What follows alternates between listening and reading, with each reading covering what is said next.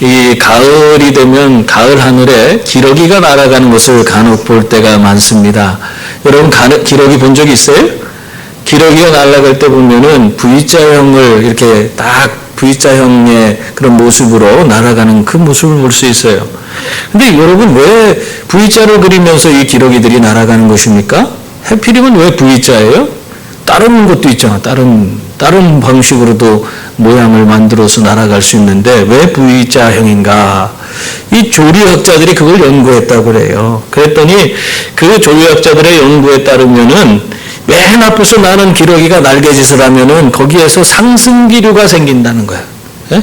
상승기류가 생겨서 뒤에 있는 그 기러기는 그 앞에 있는 기러기보다 아주 형격히 적은 그런 날개짓으로도 얼마든지 잘 날아갈 수 있다는 겁니다.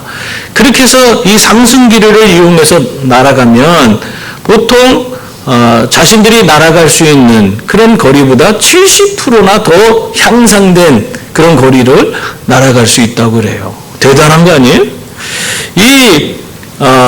혼자 자기들이 아무리 노력해도 그렇게 많이 날 수가 없다고 합니다. 근데 이 대형을 갖춰서 이렇게 V자형으로 탁 해서 앞에 있는 그 기러기가 날개짓할 때 일어나는 그 상승기류에 자기가 합세해갖고 거기 그 상승기술을 타고 날아가면은 그만큼 자기 힘의 70%나 더 되는 곳까지 간다는 거예요.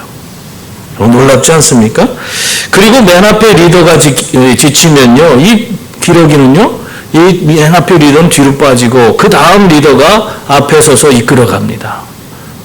그뿐만 아니라 서로 힘을 내라고 응원하면서 끼룩끼룩하면서 그 대열을 잘 맞춰서 그렇게 날아간다고 그래요. 그래서 먼 곳까지 이들이 잘 날아갈 수 있다는 겁니다.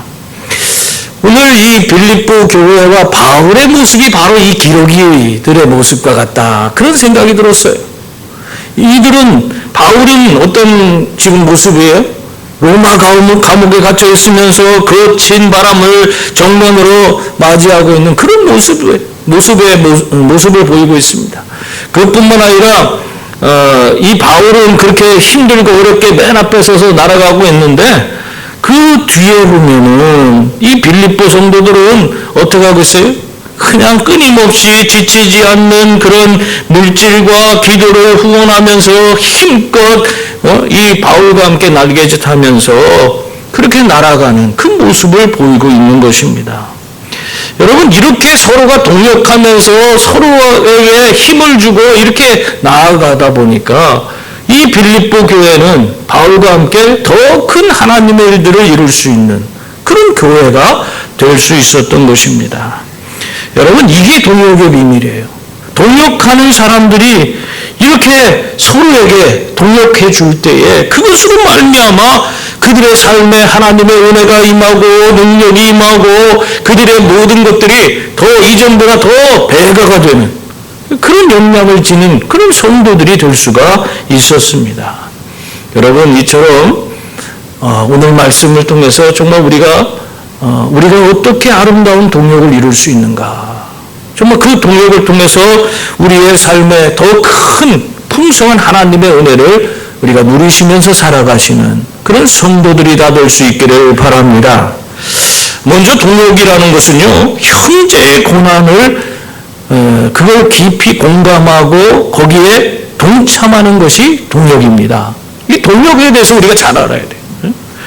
14절 말씀 보세요. 거기 보면 그러나 너희가 내 괴로움에 함께 참여하였으니 잘하였도다. 그렇게 말하고 있어요.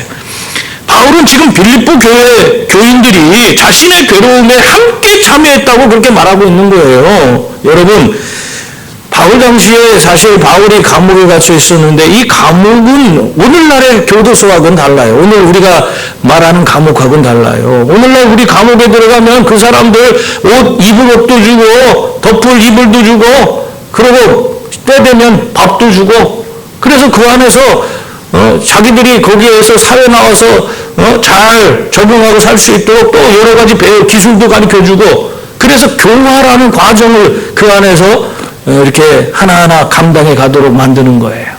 근데 이 바울 바울 당시에 로마 감옥은 그런 데가 아니에요. 잠시 재판하기 위해서 이 죄수들을 가둬놓는 곳이에요. 예? 그곳에서는 옷도 안 줘. 예? 먹을 것도 안 줘요. 그냥 가둬놓는 거예요. 재판 끝날 때까지 그냥 가둬놓는 거예요. 그러다 보니까 그곳에 정말 어떻게 보면 가족들이 없으면은 거기서 뭔가 음식도 받아 먹을 수 없고 추운데 이불도 받을 수 없고 아무것도 없어 거기서. 그러다 보니까 그 안에서 감옥 안에서 그 재판 받을 때까지 갇혀 있는 동안에 얼어 죽는 사람도 나오고 또 굶어 죽는 사람들도 나왔다는 거예요. 근데 바울은요 그 감옥 생활을 재판이 연기되고 그러는 과정 속에서 오랜 동안 감옥에 갇혀 있었어요. 그랬을 때 어떻게 했다는 겁니까? 바울은 거기에서 정말 어떻게 보면은 감옥 안에서 자기가 무슨 생계를 위해서 무슨 돈벌이를 할 수 있어요? 누군가가 자기를 지원해 주지 않으면은 자기는 거기서 굶어 죽을 수밖에 없는 거예요. 어떻게 보면 감옥 생활은 절박한 그런 자기의 생존 문제가 달린 그런 것이었습니다. 그런데 그때에 이 빌립보 교회가 감옥에 있는 이 바울의 어려움에 참여했다. 그 말을 하고 있는 것입니다. 이는 바울을 그냥 단순히 도와주는 거에서 그쳤다. 그 말이 아니에요. 도와주는 건 도와주는 건데 이 빌립보 교회가 바울의 그 어려움에 참여했다는 그 말은요. 그들의 이 바울의 고통을 공유하고 함께 바울의 짐을 짊어졌다라는 그 의미를 담고 있는 것입니다. 그냥 어려움, 아유 우리 바울 선생님 감옥에 갇혔으니까 불쌍하네. 에휴 내 좀 주머니에 돈 몇 푼 있으니까 이거라도 좀 도와줘야지. 이렇게 도와주는 차원이 아니라는 거예요. 예?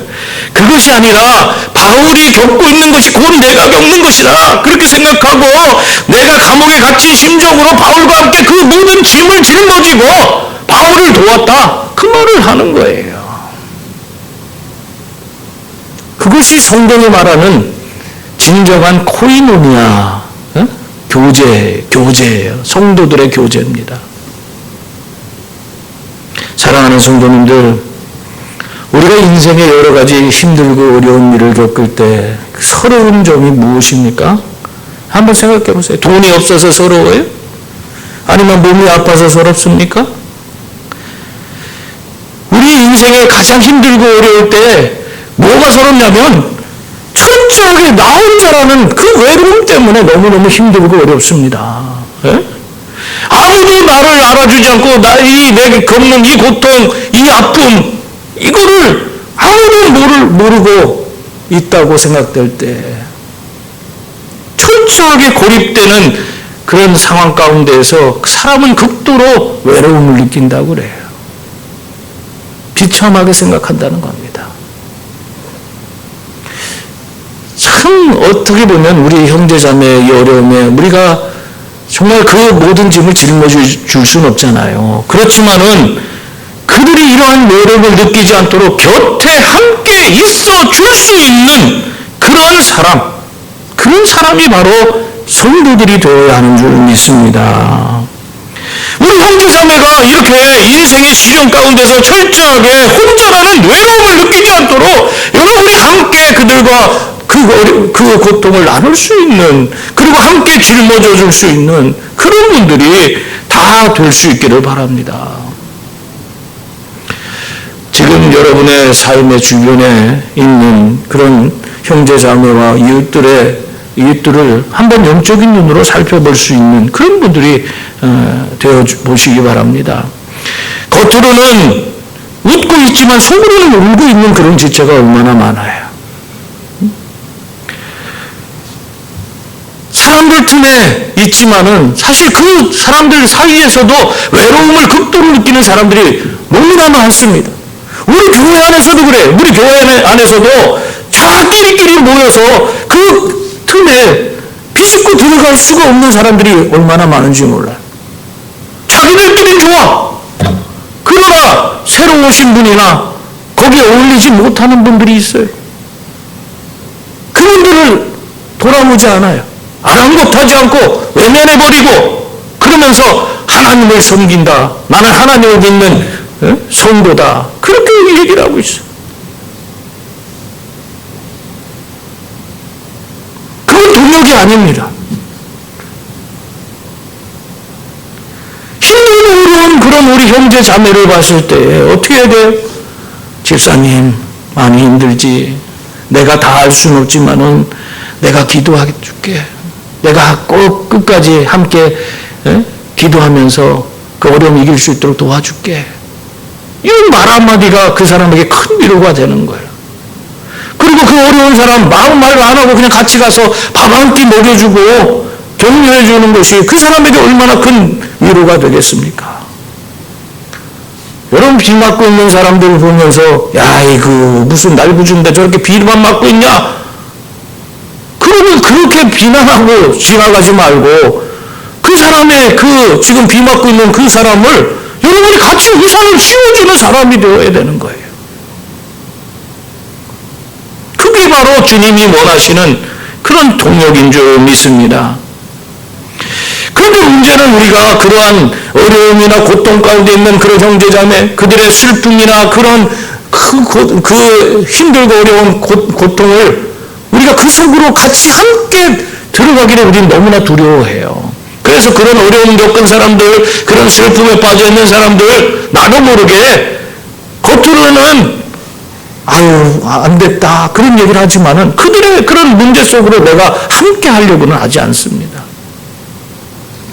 왜 그래요?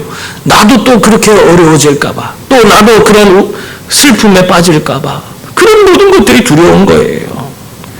여러분, 그래서 우리는 예수 그리스도의 마음을 품기 위해서 주님 앞에 나가 기도해야 합니다. 주님의 마음으로 우리 형제자매를 바라보면서 주님, 내가 저 형제들과 함께 정말 그 어려움을 짊어질 수 있게 해주시옵소서.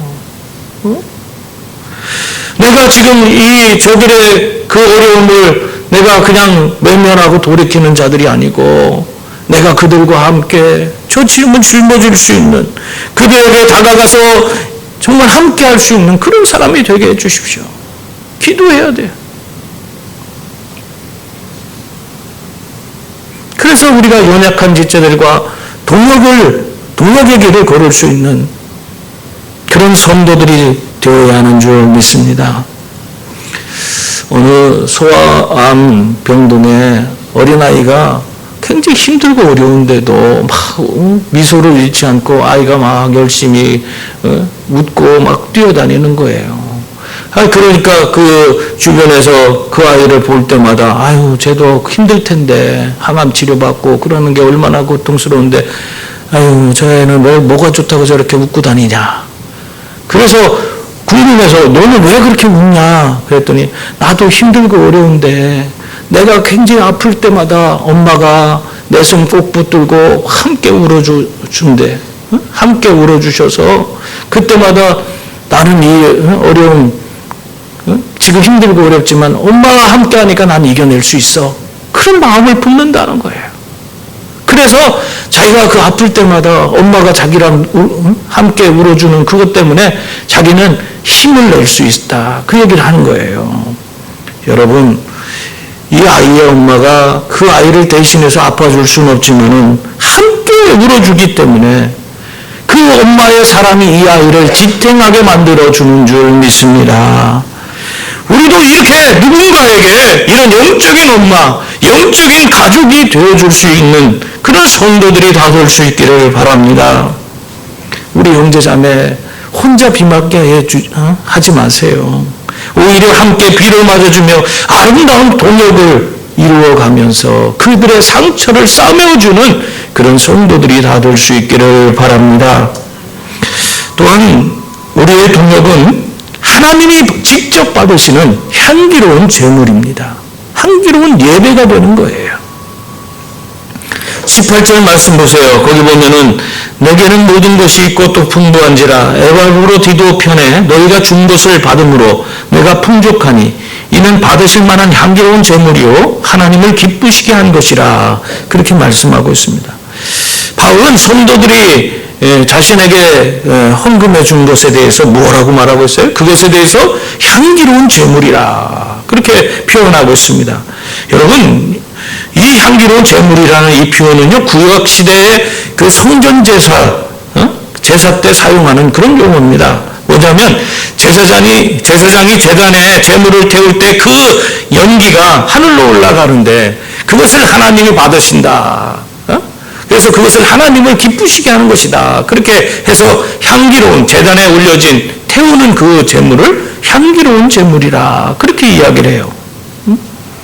근데 우리가 이웃을 위해 내 지갑을 열고 내 시간을 내어서 그 한 사람 한 사람의 그 아픔과 함께 그 고통에 함께 참여하고 그것을 내가 함께 짊어지는 이런 행위가 이런 헌신이 뭐라는 거예요?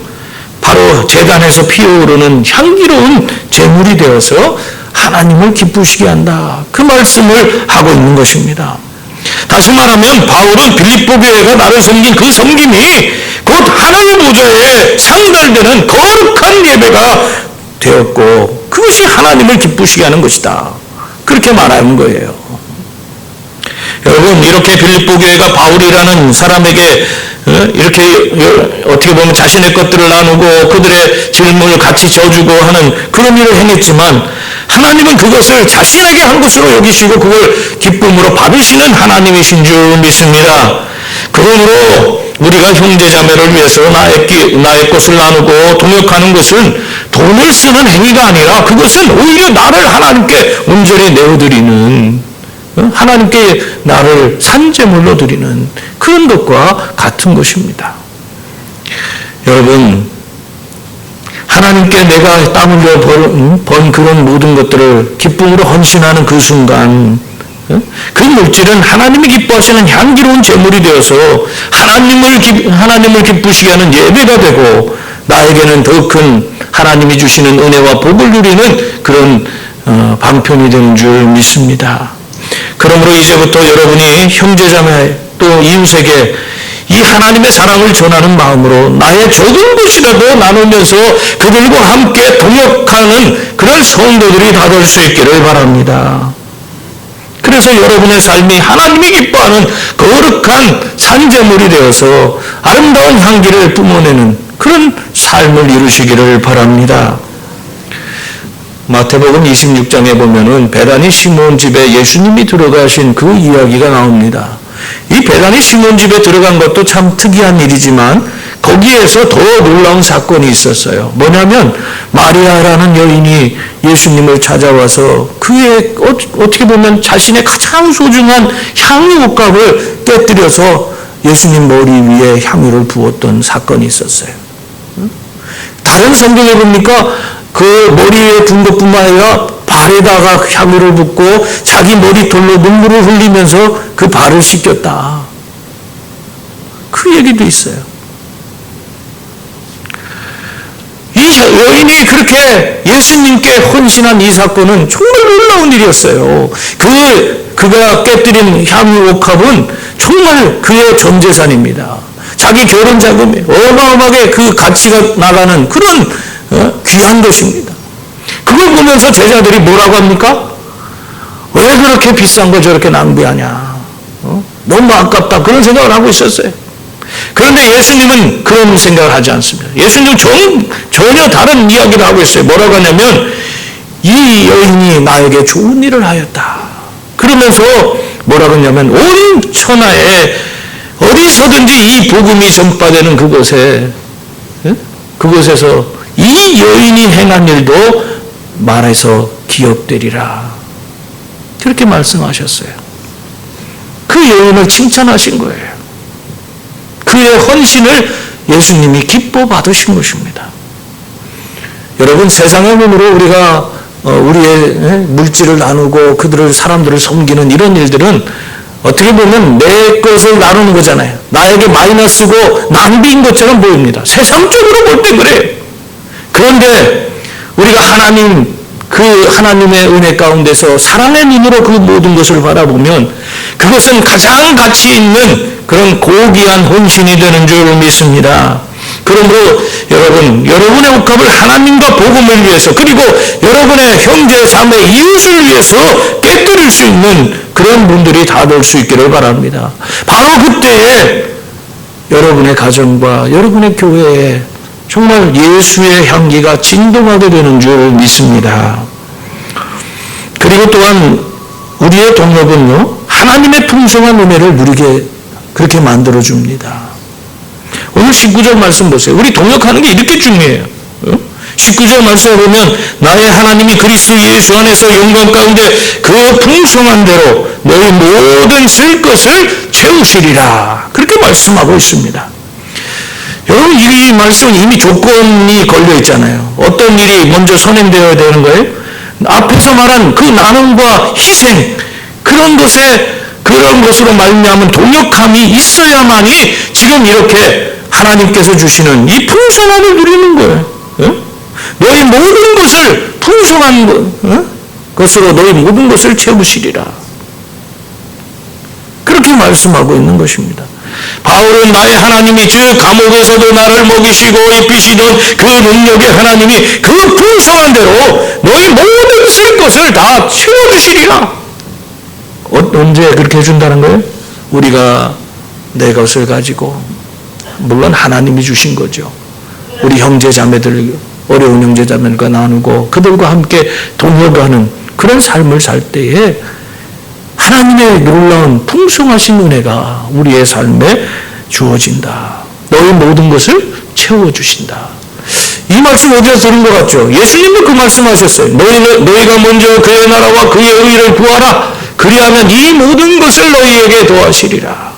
우리가 하나님 나라와 하나님 의를 구하면서 우리 형제자매들을 우리가 진정 하나님, 이 땅에서 하나님 나라가 이루어지도록 함께 동역하면서 나아갈 때, 내 것을 나누며 함께 살 때에, 그때 이 모든 것을 너희에게 더하시리라. 우리의 모든 것, 어떤 한 가지가 아니에요. 우리의 삶에 필요한 모든 것을 너희에게 채워주겠다. 그렇게 말씀하고 있습니다. 여러분, 세상은요 이렇게 얘기해요. 우리가 필요한 그런 자원들은 다 한계가 있다. 그렇기 때문에 내가 다른 사람들, 그래서 다른 사람들보다 내가 더 그 사람들을 이기고 경쟁해서 이기고 올라가야지만이 그 모든 필요를 나는 내가 가지고 누릴 수가 있는 거지. 내가 가만히 있어서는 세상 것은 다 유한하기 때문에 내 것이 될 수가 없다. 그렇게 이야기를 해요. 그래서 경쟁자를 어떻게 해서든지 내가 밟고 거기를 이겨야만이 내게 필요한 것들이 주어진다고 여기는 겁니다. 여러분, 약육강식이란 얘기 들어봤어요? 이게 동물의 세계만 있는 것인가 했는데 그렇지 않더라고요. 왜 삶을 살면 살수록 세상 가운데에서 우리들의 모습이 이 양육강식의 지배를 받는다, 그 생각이 들어요. 어떻게 해서든지 나 잘 먹고 잘 살기 위해서 다른 사람 무차별하게 다 희생시키고 그렇게 살아가는 그런 사람들의 모습들이 얼마나 많은지 몰라요. 세상은 그래, 세상은. 그런데 하나님의 방법은 그렇지 않습니다. 하나님의 방법은 어떻습니까? 우리가 나누면 나눌수록 더 풍성해지는 거예요. 하나님의 국가는 무제한이에요. 하나님의 국가는 마르지 않습니다. 그렇기 때문에 하나님은 우리가 나누면 나눌수록 더 많은 것으로 우리 가운데 채워주시고 우리가 더 풍성한 은혜를 누리며 살 수 있도록 그렇게 만들어주시는 하나님이신 줄 믿습니다. 여러분의 것을 하나 주면 하나님 두 개 주시는 분. 우리가 그걸 몰라요. 그런 원리를 몰라요. 내가 있는 거 하나 이거 나눠주는 것도 벌벌 떨고 있기 때문에 실상 하나님이 나에게 이미 두 개, 세 개를 준비하고 계신데도 불구하고 그것을 내가 받질 못하는 거예요. 여러분, 우리는 늘 부족하다고 여기기 때문에 그래서 지금 내가 나누면은 아이고 그러면은 지금도 빠듯한데 내가 이렇게 나눠주고 나면 내 자식은 뭘로 가리키고 또 내 노후는 어떻게 준비하냐, 뭐 그런 생각을 하는 거예요. 그래서 도저히 내가 갖고 있는 거 그거 나눌 수가 없는 겁니다. 물론 이런 것들은 우리가 진정 현실적인 그런 고민이라고 할 수 있어요. 그러나 여러분, 내가 내 인생의 공급자가 될 때는 그 모든 것이 결핍이 이루어지기 때문에 늘 부족하기 때문에 그냥 남을 도우려고 한다면 그것이 어려움이 될 수가 있습니다. 그러나 여러분 삶에 하나님이 공급자가 되어주시면 어떻게 됩니까? 하나님을 공급장으로 삼는 그런 사람은 완전히 삶이 달라지는 거예요. 마르지 않는 그런 샘물과 같은 우리 주님께서 끊임없이 우리의 삶에 공급해 주시기 때문에 하나님께서 나를 통해서 그 놀라운 그런 은혜를 부어주시기 때문에 언제나 우리는 부족함 없는 그런 삶을 살아가게 되는 것입니다. 그러므로 여러분, 담대한 믿음으로 하나님 은혜 가운데서 우리 형제자매들과 동역을 이루어 가시는 그런 성도들이 다 될 수 있기를 바랍니다. 내가 움켜쥐면 내 능력만큼만 살아갈 수 있지만은 내가 손을 펴고 정말 하나님께 모든 걸 맡기면 하나님의 능력만큼 우리는 살게 되는 줄 믿습니다. 엘리야 시대의 사르밧 바벨을 보세요. 마지막 남은 한 줌의 가루로 떡을 만들어서 아들과 먹고 죽으려고 했어요. 그런데 엘리야가 와서 그걸 나를 위해서 만들어라. 어떻게 보면 하나님 앞에서 그걸 가지고 배고픈 네 형제를 위해서 헌신해라. 그 얘기를 하는 거예요. 난 지금 당장 내 먹고 죽어야 되는데. 그때 이 여인이 어떻게 했어요? 그걸 가지고 정말 그 하나님의 사자 엘리야의 그 말대로 순종하고 그것을 그 기름과 떡을 가지고 먼저 엘리야에게 공개를 합니다. 그랬을 때 그가 갖고 있던 그 가루가 떨어지지 않고 기름이 마르지 않았다. 성경은 그것을 우리에게 말씀하고 있어요. 성도 여러분, 하나님은 결코 여러분을 굶기지 않습니다. 마르지 않는 셈이신 하나님을 신뢰하시는 분들이 다 되어서 두려움 없이 나누고 진정한 삶의 동역을 이루어가는 그런 성도들이 다 될 수 있기를 바랍니다. 사랑하는 성도님들, 세상은요 자꾸만 뭐라고 하겠어요? 각자 도생이라는 얘기 들어봤어요? 각자 도생하라고 그래. 혼자 살 길을 찾으라고 우리를 몰아세우고 있습니다. 그러나 성경은 정반대예요. 서로 사랑하라고 얘기하고 있어요. 각자 도생이 아니에요. 서로 사랑하라. 그리하면 살리라. 그렇게 말씀하고 있습니다. 지금 여러분의 마음속에 떠오르는 그런 얼굴이 있습니까? 여러분의 떨고 있는 누군가에게 여러분이 먼저 다가가서 정말 그들이 기댈 수 있는 그런 나무가 되어주시기 바랍니다. 따뜻한 십자가의 사랑으로 여러분의 옥합을 깨뜨려 동역하는 그런 성도들이 다 될 수 있기를 바랍니다. 그렇게 여러분이 쥔손을 펴서 형제, 자매, 이웃의 손을 잡아주고 그들과 동역하게 될 때 하나님께서는 하늘문을 활짝 여시고 그리스도 예수 안에 있는 영광의 그 풍성함을 따라서 여러분의 앞길에 차고 넘치도록 놀라운 은혜와 복을 부어주신 그런 놀라운 기적을 베풀어 주실 줄 믿습니다. 그러므로 연약한 지체들과 함께 아름다운 동역을 이루어 가시며 은혜와 복을 누리시고 또 하나님을 기쁘시게 하는 그런 성도들이 다 될 수 있기를 주님의 이름으로 축원합니다. 기도하겠습니다. 은혜로우신 하나님,